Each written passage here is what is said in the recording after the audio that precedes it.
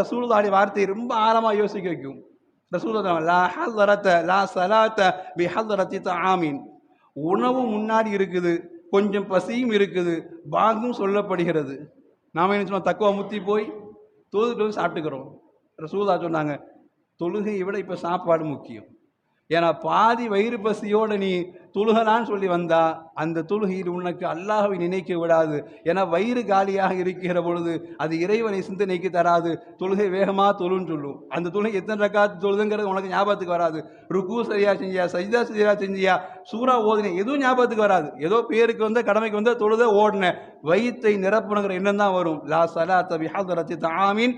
உணவு முன்னால் இருக்கிற பொழுது, கொஞ்சம் பசியும் இருக்கிற பொழுது தொழுகையை கூட பிற்படுத்து, முதல்ல வயிற்ற நிறன்னாங்க. ஏன்னா இதை மாதிரி கெட்டது கிடையாது. உள்ள வந்து அல்லாஹ் கூட நினைக்க கூடாது. அல்லாஹ்லாம் அப்புறம் முதல்ல என் வயிற்ற பார்க்கணும். கடகடல் கடமைக்கு 2 ரக்காத் தொழு, கடகடல் முடிச்சோன்னு ஓடு அப்படிங்கிற சிந்தனைக்கு தரும் சொல்லி ரசூலுல்லாஹ் சொன்னாங்க. அதே மாதிரி தான் உனக்கு இயற்கை தேவையை அடக்கி விட்டு தொழுகை தொழுங்க அவசியம் கிடையாது.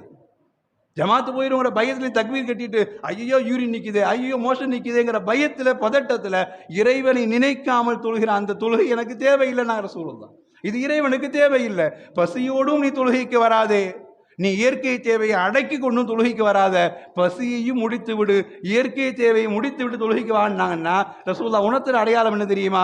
இறைவனை நெருங்குவதற்கு கூட வயிறு சரியா இருந்தாதான் இபாதத்தில் சிந்தனைக்கு வருங்கிற பொழுது அதை விட கெட்டது ஒன்றும் கிடையாதுங்கிற ரசூலுல்லாஹ்.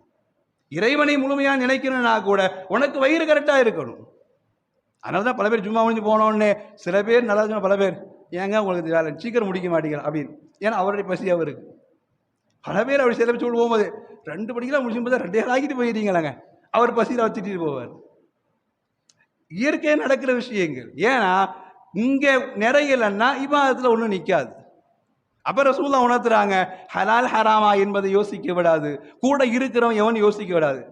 4 பேர் சொல்லுவான் இல்லையா, அவன் கொடுத்த மட்டும் வாங்கி சாப்பிடாதடா, அவனுடைய அப்தாவுடைய சம்பாத்தியம் அப்படிடா, அவன் கொஞ்சம் நல்ல சம்பாதிக்கிறான் அப்படின்னு சொன்னா என்ன சொல்லுவான்?